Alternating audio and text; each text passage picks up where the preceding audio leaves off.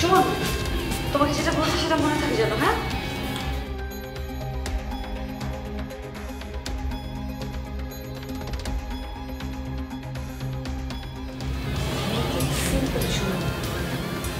তুমি নাতাশার screen test নিবা,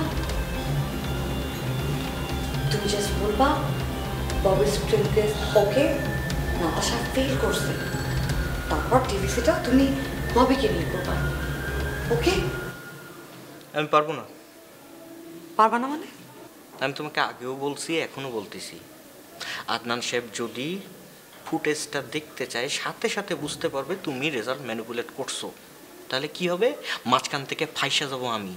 আর তাছাড়া আমি আমার প্রফেশনাল জায়গায় ডিসঅনেস্ট হতে পারবো না। নাতাশার যদি স্ক্রিন টেস্ট ভালো হয়, ও করবে টিভিসি, দ্যাটস অল।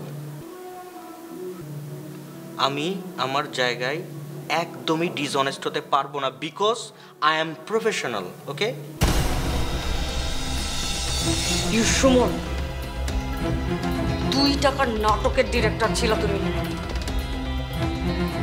আমি নুসরাত তোমাকে রাস্তা থেকে কুড়ায় আনছি, বিগ বিগ বাজেটের টিভিসির কাজ দিচ্ছি তোমাকে। আজকে তুমি নিসান গাড়ি চালাও, এখন আমার সাথে প্রফেশনাল গিরি বলতেছো। দেখো নুসরাত, তুমি আমার কাজটা দিছো, আজকে আমি আর্থিকভাবে সচ্ছল, সেজন্য I am ever grateful to you. But কেন দিছো কাজটা? কেন? কারণ আমি কাজটা ভালো জানি এবং অনেস্টলি কাজটা করি। আমি তোমার ভাই লাগি বলে কাজটা তুমি দাও নাই।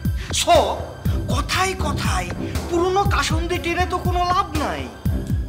তুমি আমার জন্য কি কি করছো এসব বলার তো কোনো দরকার নাই, কিন্তু তারপরও তুমি যদি বারবার এসব কথা বলতে চাও, করলাম না তোমার এই কাজটা, তোমার এই ছাতার ছুটি করলাম না।